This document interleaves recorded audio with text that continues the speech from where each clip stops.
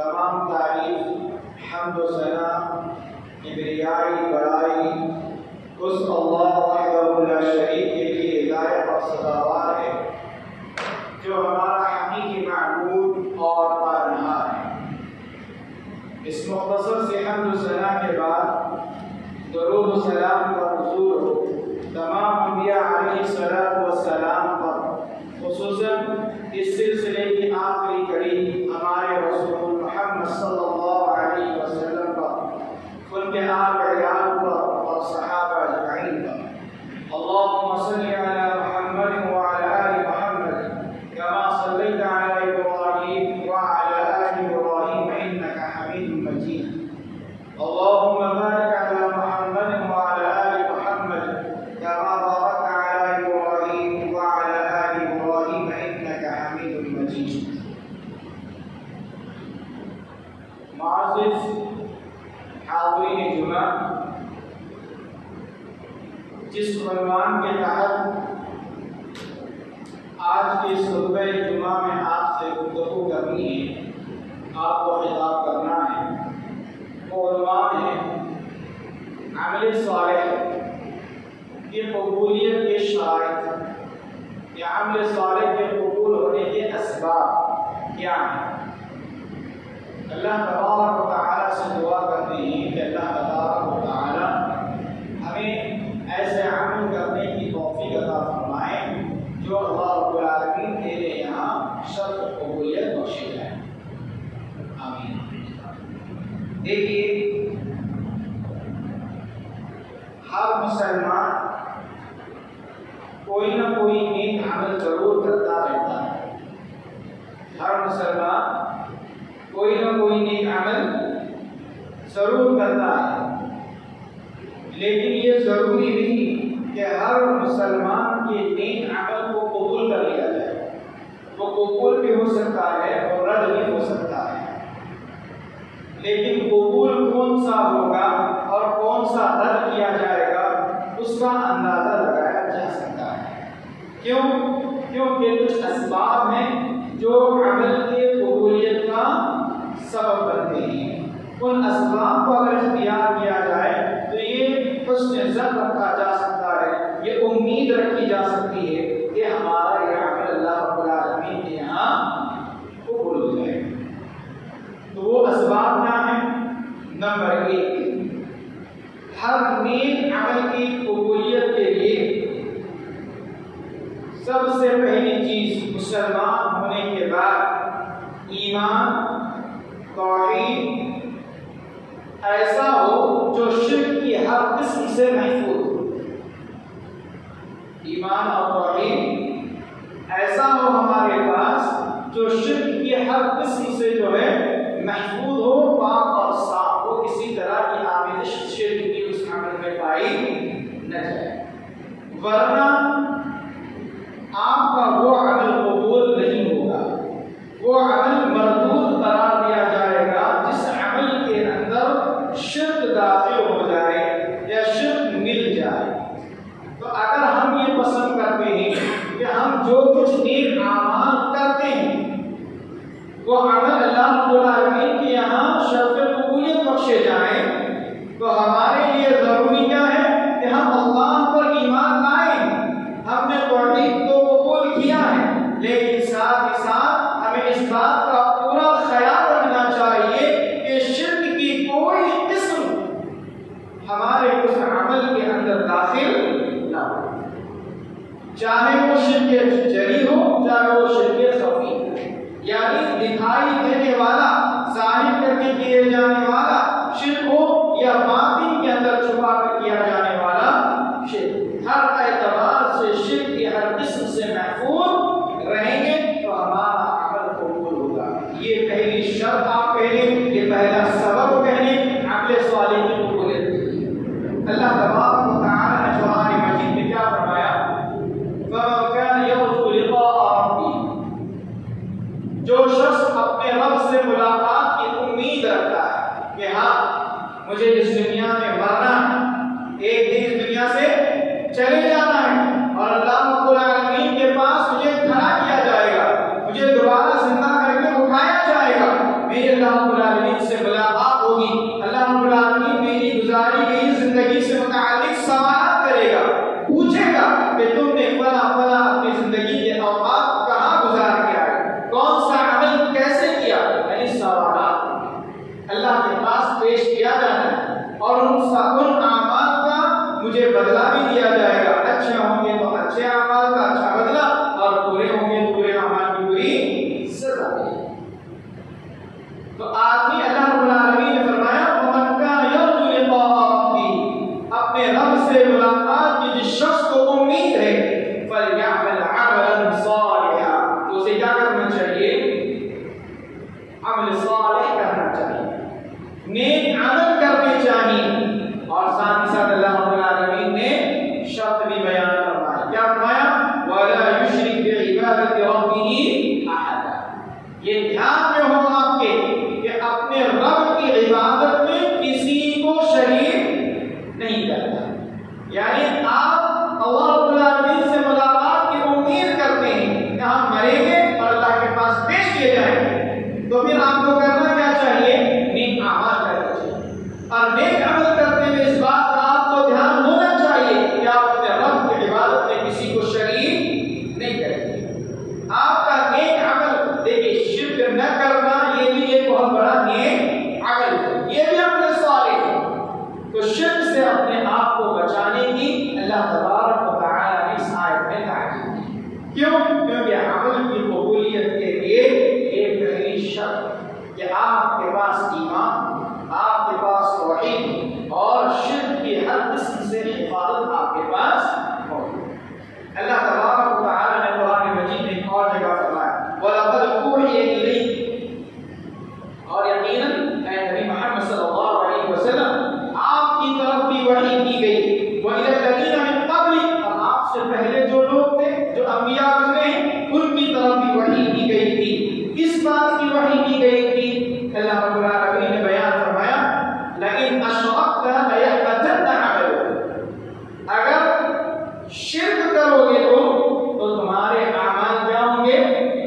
برباد کر دیے جائیں گے، حق کر دیے جائیں گے، بیکار کر دیے جائیں گے، وَلَتَكُونَنَّ مِنَ الْخَاسِرِينَ، اور تم خسارہ اٹھانے والوں میں سے ہو جاؤ گے، نقصان اٹھانے والوں میں سے ہو جاؤ گے۔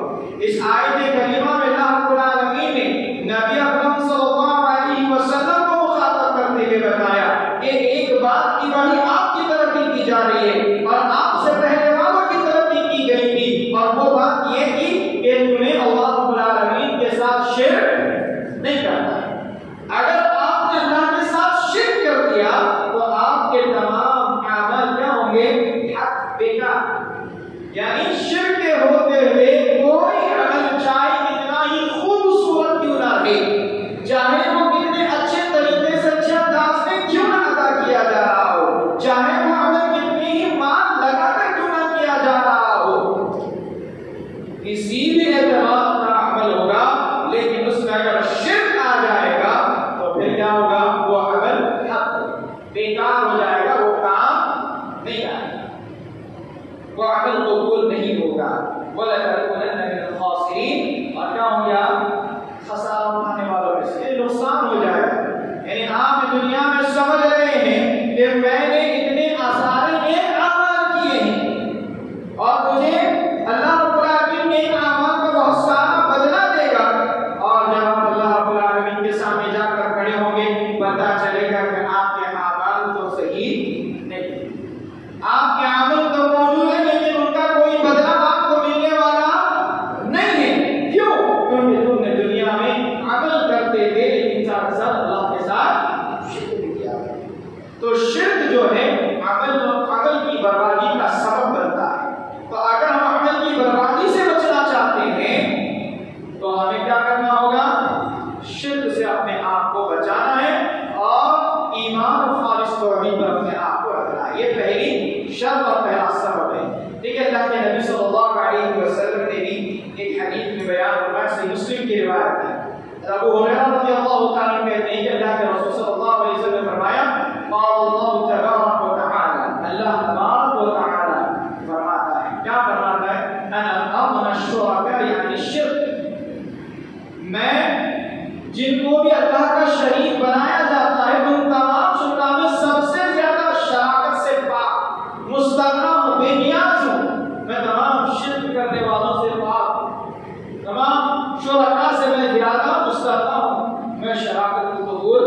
نہیں کرتا. اور آگے اللہ تبارک و تعالیٰ کہتا ہے من عمل عملا، جس نے کوئی بھی عمل کیا ایسا اشرک معی فیہ غیری، جس عمل میں اس نے میرے ساتھ کسی اور کو بھی شریک کر دیا، یعنی کل وہ عمل میرے لیے رہا تھا لیکن میرے عمل کرتے کرتے اس نے اس عمل میں کسی اور کو بھی داخل کر لیا. کیسے؟ مثال کے طور پر آپ نماز پڑھنے کے لیے کھڑے ہو گئے، آپ کی معمول یہ عادت ہے کہ آپ نماز میں سجدہ کتنا کرتے ہیں؟ 5 مرتبہ تسبیحات پڑھتے ہیں، ہے نا؟ آپ کی یہ معمول عادت ہے رکوع میں سجدے میں. لیکن آپ کو معلوم ہوا نماز کے درمیان کہ فلاں کوئی شخص داخل ہو چکا ہے، اب آپ اپنا سجدہ بڑھا کر رہے ہیں، آپ ابھی اپنا رکوع بڑھا کر رہے ہیں، تاکہ سامنے والا یہ سمجھے کہ میں بڑے ہی لمبے سجدے کر کے نماز پڑھنے والا ہوں، بڑی ہی خشوع اور خضوع کے ساتھ میں رکوع کرنے والا ہوں. یعنی آپ کا وہ سجدہ جو اب تک آپ اللہ کے لیے کر رہے تھے، اب آپ کسی اور کو لبانے کے لیے، کسی اور سے شہرت پانے کے لیے، کسی اور کو خوش کرنے کے لیے آپ وہ عمل کر رہے ہیں. تو یہ عمل میں اللہ رب العالمین کو آپ نے کیا کر دیا؟ اللہ سے کیے جانے والے عمل میں کسی اور کو شریک کر لیا. اللہ کے نبی صلی اللہ تبارک و تعالیٰ آگے کیا کہتا ہے؟ ترکہ وشرک، میں اسے بھی تنہا چھوڑ دیتا ہوں اور اس کے شرک کو بھی تنہا چھوڑ دیتا ہوں. یعنی ایسا آدمی جو اللہ کے لیے کیے جانے والے عمل میں اللہ کے ساتھ کسی اور کو شریک کرتا ہے، تو اللہ تبارک و تعالیٰ اس عمل کو بھی رد کرتا ہے، اس آدمی کو بھی رد کرتا ہے. تو عمل بھی قبول نہیں، وہ آدمی بھی مقبول نہیں ہے. اسی طرح ایک اور روایت ہے، سنن ابن ماجہ کی صحیح روایت ہے، ابو سعد رضی اللہ تعالی عنہ انصاری صحابی کہتے ہیں اللہ کے رسول صلی اللہ علیہ وسلم نے فرمایا اذا جمع اللہ الاولین والآخرین یوم القیامہ، اللہ تبارک و تعالی قیامت کے دن تمام اول و آخر لوگوں کو جمع کرے گا، اکٹھا کرے گا. پھر اس کے بعد کیا ہوگا؟ نادى مناد، ایک اعلان کرنے والا، ندا لگانے والا ندا لگائے گا، اعلان کرے گا من كان اشرك في عمل عمله لله، وہ عمل جو اللہ کے لیے کیا جاتا ہے، اس عمل میں اگر کسی نے اللہ کے علاوہ کسی اور کو شریک کر لیا فيطلب ثوابه من عند غير الله، تو کیا کرے؟ اس کا ثواب اللہ کے علاوہ جس کو شریک کیا تھا اس کے پاس جا کر کے طلب کرے. یعنی اس عمل کا ثواب اللہ رب العالمین کے پاس نہیں ملے گا، اللہ تبارک و تعالیٰ اس آدمی کو کاٹ دے گا. جب فلاں کو شریک کیا تھا نا میری عبادت میں، اس عمل کے اندر وہ عمل میرے لیے تھا، تو نے میرے لیے کرتے کرتے کسی اور کے لیے کیا، تو اب ثواب بھی اسی کے پاس ہے. جس کو دکھانے کے لیے بڑھا تھا، جس سے شہرت پانے کے لیے کیا تھا، جس کو خوش کرنے کے لیے کیا تھا، جاؤ اس کا ثواب بھی اسی کے پاس آ سکتا. اور یہ تو ہونے والا نہیں. اور آگے اللہ کے نبی صلی اللہ علیہ وسلم فرمایا، اللہ تعالیٰ کہتا ہے فَإِنَّ اللَّهَ أَغْنَى الشُّرَكَاءِ عَنِ الشِّرْكِ، اللہ تبارک و تعالیٰ شرک سے جو ہے نا اور شرکا سے رب العالمین نہیں حاصل.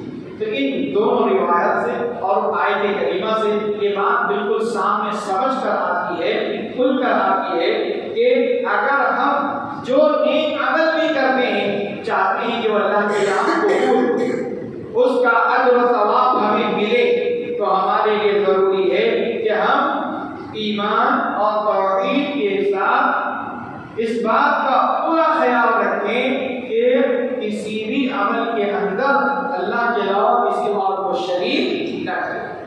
شرک کے ہوتے ہوئے ہمارا عمل قبول نہیں ہوگا، وہ برباد ہو جائے گا.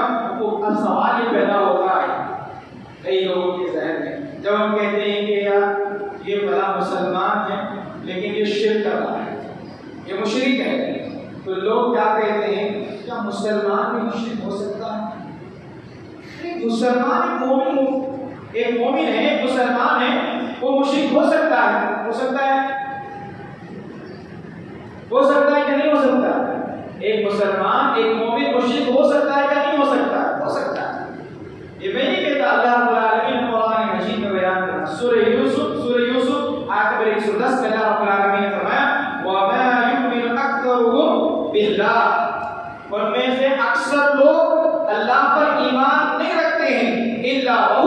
مشرکون، مگر اس حال میں کہ وہ مشرک، یعنی شرک کر رہے ہیں اللہ رب العالمین پر، ایمان بھی رکھ رہے ہیں۔ تو ایمان والا مسلمان ہو، ایک مومن ہو، تب بھی اس کے اندر شرک داخل ہو سکتا ہے۔ ایک مسلمان مشرک ہو سکتا ہے۔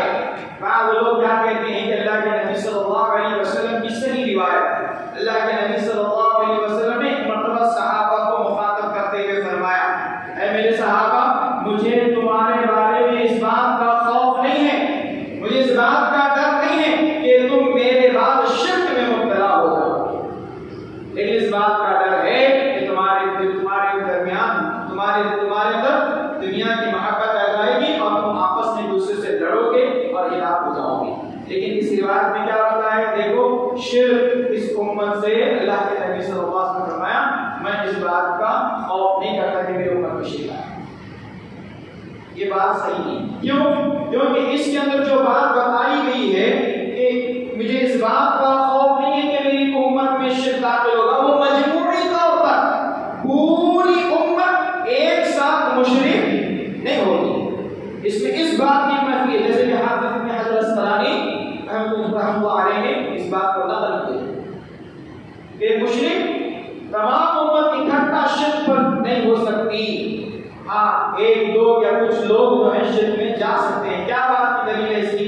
اللہ کے نبی صلی اللہ علیہ وسلم کی ایک روایت ہے، ابو داؤد کی روایت ہے اور صحیح مسلم میں بھی ایک روایت موجود ہے۔ اللہ کے نبی صلی اللہ علیہ وسلم نے فرمایا وَلَا تَقُومُ السَّاعَةُ، قیامت قائم نہیں ہوگی حَتَّى تَلْحَقَ قَبَائِلُ مِنْ أُمَّتِي بِالْمُشْرِكِينَ، یہاں تک کہ میری امت کے کچھ قبائل مشرکین سے مل نہ جائیں گے، یعنی جب تک میری امت کے کچھ قبیلے مشرکین کے ساتھ مل نہیں جائیں گے تب تک قیامت قائم نہیں ہوگی۔ پھر آگے کیا کہتے ہیں؟ وَحَتَّى تَعْبُدَ قَبَائِلُ مِنْ أُمَّتِي الْأَوْثَانَ، یہاں تک کہ میری امت کے کچھ قبائل اوثان کی عبادت کرنے لگے۔ اوثان خود کو کہتے ہیں، بتوں کو کہتے ہیں، جسے اللہ کے نبی صلی اللہ علیہ وسلم نے اپنے بارے میں کیا فرمایا تھا؟ لا تجعل قبری وطنا یعبد، اے اللہ میری قبر کو وطن نہ بنانا جس کی عبادت کی جائے، یعنی اوثان کی پوجا کریں گے، بتوں کی پوجا کریں گے، مورتیوں کی پوجا کریں گے۔ میری امت کے کچھ قبائل ایسے آئیں گے۔ اس سے بات معلوم ہوتی ہے کہ اللہ کے نبی صلی اللہ علیہ وسلم ایک طرف کہہ رہے ہیں کہ مجھے اپنی امت سے متعلق شرک کا خوف نہیں ہے، اور دوسری طرف کہہ رہے ہیں کہ قیامت قائم نہیں ہوگی یہاں تک کہ میری امت کے کچھ قبائل جا کر مشرکین سے ملاقات کریں گے، بت پرستی کریں گے۔ تو اس کا مطلب یہ ہوا یہاں پر اکٹھی بات ہو رہی ہے، پوری امت شرک پر جمع نہیں ہوگی، لیکن کچھ قبائل کچھ لوگ کچھ ایسے ہوں گے جو شرک میں ڈوبے۔ تو اسلام اور مشرک کہتے ہی اس کو ہے جو اللہ کو مانتے ہوئے کسی اور کو مانتے، ورنہ جو اللہ کو نہیں مانتا وہ تو کافر ہے۔ الغرض شرک کے ہوتے ہوئے ہمارا عمل قبول نہیں ہوگا، یہ پہلی شرط ہے، پہلا سبب ہے عمل کی قبولیت کے لیے۔ تو ہم چاہتے ہیں کہ ہمارے اعمال اللہ رب العالمین کے یہاں شرط قبولیت بخشے جائیں، تو ہمیں اسلام، ایمان اور توحید کے ساتھ اس بات کا پورا خیال رکھنا چاہیے کہ ہمارے اندر کسی بھی قسم کا شرک نہ پایا جائے۔ اور نمبر دو، عمل کی قبولیت کے لیے جو دوسرا سبب یا دوسری شرط ہے وہ ہے نیک عمل میں سنت کے مطابق نبی صلی اللہ علیہ وسلم کی پیروی ہونی چاہیے، عمل سنت کے مطابق ہونا چاہیے، اس میں کسی بھی طرح کی بدعت نہ پائی جائے، ورنہ اگر بدعت کی آمیزش سنت کے اندر پائی جائے گی، عمل کے اندر پائی جائے گی، تو وہ عمل قبول نہیں ہوگا۔ کیوں؟ کیونکہ اللہ کے رسول صلی اللہ علیہ وسلم کی بیوی ام المؤمنین حضرت عائشہ صدیقہ رضی اللہ تعالی عنہا فرماتی ہیں کہ اللہ کے رسول صلی اللہ علیہ وسلم نے فرمایا من عمل عملا لیس علیہ امرنا فهو رد، جس نے کوئی ایسا عمل کیا جس عمل پر ہمارا حکم موجود نہیں ہے تو کیا ہوگا؟ وہ رد، وہ رد کیا جائے گا، لوٹا دیا جائے گا، وہ مردود ہے، قبول نہیں ہوگا۔ اور ایک اللہ کے نبی صلی اللہ علیہ وسلم من احدث فی امرنا هذا ما ليس منه فهو رد، جس نے ہمارے دین میں، ہماری شریعت میں کوئی نئی چیز داخل کر دی جس کا ہم نے حکم نہیں دیا ہے، جو ہمارے احکام میں سے موجود نہیں کریں وہ غلط ہو وہ قابل قبول نہیں. الغرض پتہ یہ چلا کہ جو عمل بھی ہم کریں گے وہ عمل سنت کے مطابق ہوگا وہ قبول ہوگا. اگر سنت کے مطابق نہیں ہوگا تو وہ قبول نہیں ہوگا. اسی لیے ہمیں تمام اعمال جو بھی ہمیں کرنے کا حکم دیا گیا ہے وہ سنت کے مطابق ہونی چاہیے. آج ہمیں کئی لوگ ایسے ہیں تو پہلی شرط ہے اس سے متعلق بھی آپ سوچیں اور دوسری شرط متعلق کہ کئی لوگ ہیں جو آپ شرکیات میں ڈوبے ہوئے اور نیک عمل کرتے جا رہے ہیں, حج پہ حج ہو رہے ہیں, عمرہ پہ عمرہ ہو رہے ہیں, صدقہ و خیرات ہو رہے ہیں, لیکن وہ اس ظلم میں جی رہے ہیں کہ ہمارے اعمال اللہ رب العالمین کے یہاں قابل ہیں, جبکہ شرک کے ہوتے جو عمل قبول نہیں. اور بہت سارے ایسے کام ہیں جو بدعت ہیں, سنت کے مطابق نہیں. اس کی بہت ساری مثالیں دی جا سکتی ہیں, جن میں سے ابھی آپ نے دیکھا اذان ہوئی تو اذان جب ہوتی ہے محمد صلی اللہ علیہ وسلم کا جب نام آتا ہے آپ نے دیکھا ہوگا کہ کئی لوگ اپنے انگوٹھوں کو چومتے ہیں, اپنی پیشانی اور ہاتھوں سے لگاتے ہیں. یہ عمل کہاں سے, یہ عمل کہاں سے؟ یہ سنت کے مطابق ہے. نبی صلی اللہ علیہ وسلم نے کہا کہ قولوا مثل قول المؤذن, مؤذن نے جو کہا ہے ویسے کہو. ہمیں کہنے کا حکم دیا گیا ہے, کسی کام کی کرنے کا نہیں کہ کچھ آپ کرنے لگ جائیں.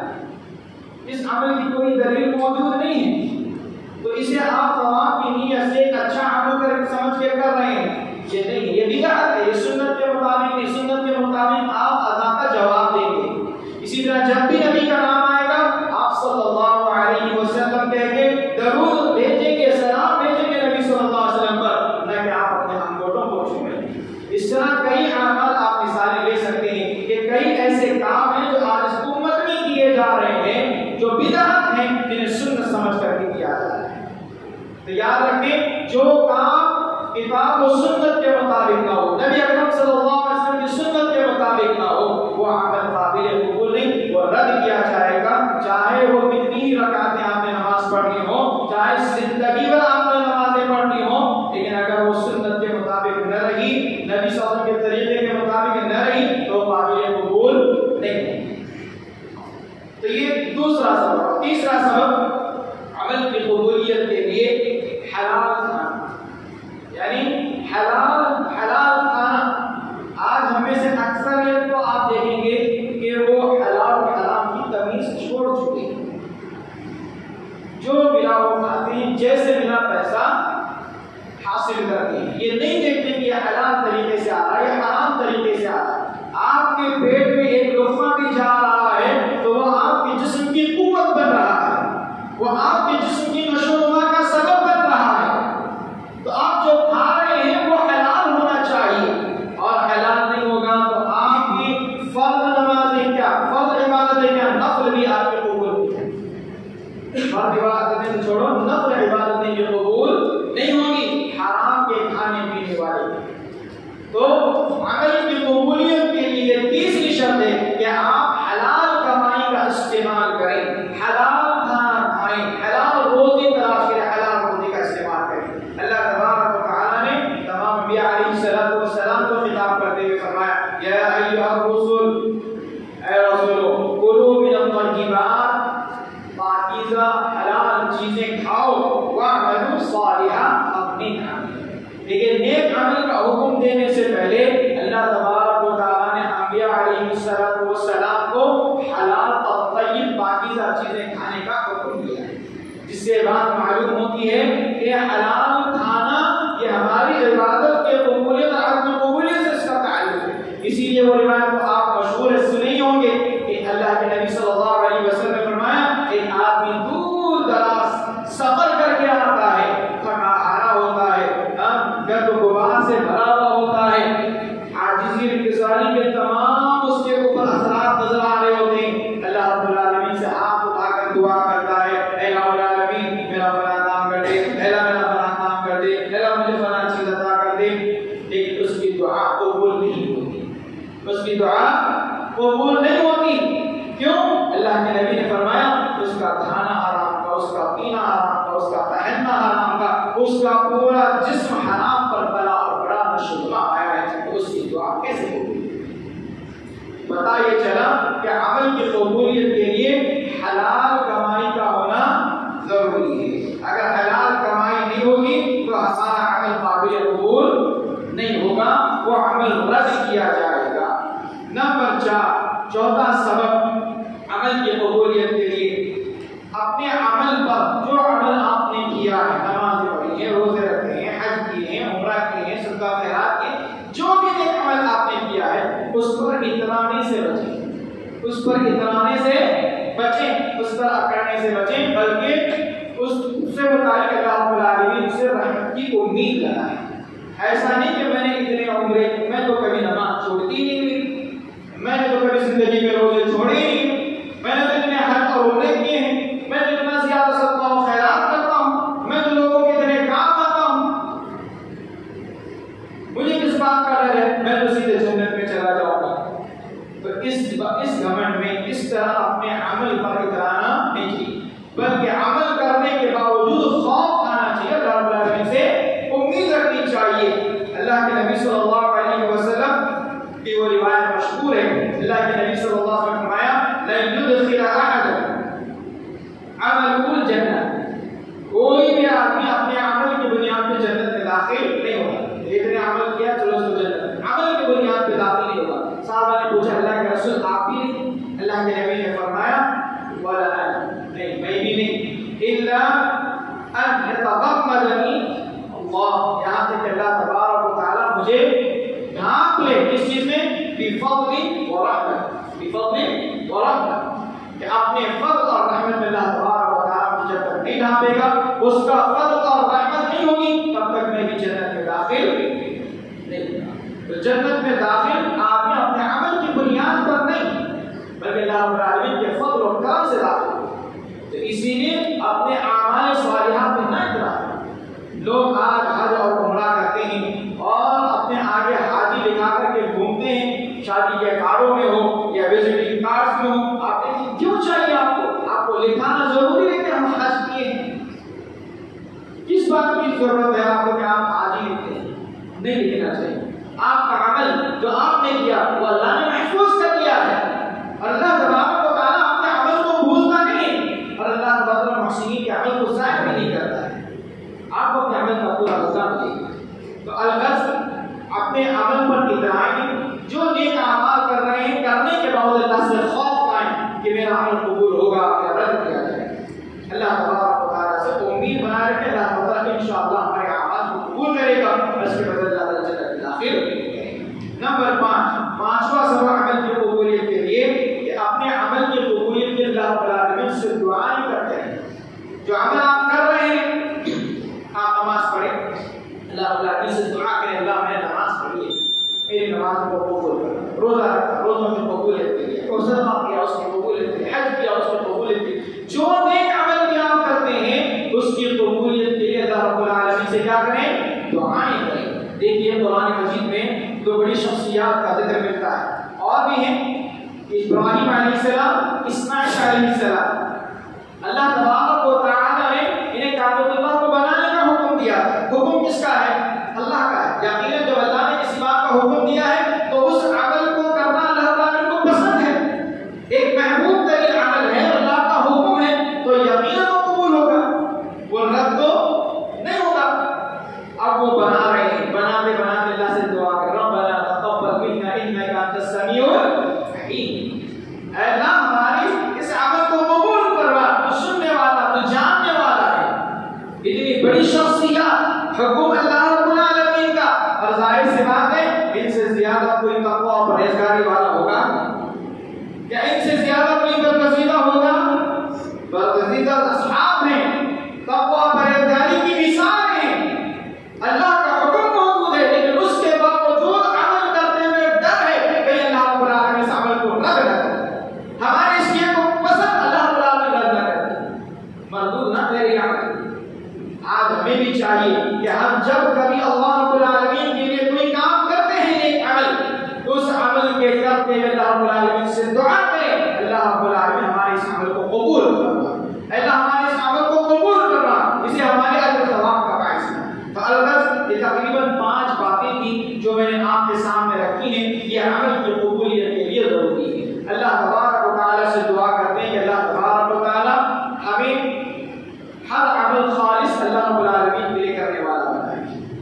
اللہ رب العالمین اپنے اعمال میں شرک سے اللہ رب العالمین بچائے رکھے. اللہ تبارک و تعالیٰ ہمیں ہر عمل سنت کے مطابق کرنے والا بنائے. اللہ تبارک و تعالیٰ ہمیں بدعات سے اللہ رب العالمین محفوظ رکھے. اللہ تبارک و تعالیٰ ہر عمل کی قبولیت سے متعلق اللہ رب العالمین سے امید رکھنے اور اللہ رب العالمین کی ترانے سے ہمیں بچائے رکھے. کرنے سے اپنے اعمال کو اللہ رب العالمین بچائے رکھے، محفوظ رکھے. اور اللہ تبارک و تعالیٰ ہر عمل کی قبولیت کی ہمیں دعا کرنے کی توفیق عطا فرمائے. اللہ تبارک و تعالیٰ ہم نے جتنے رمضان میں اعمال کی اور اپنی زندگی میں عمل کریں گے اللہ تبارک و تعالیٰ کی شرف قبولیت بخشے. آمین.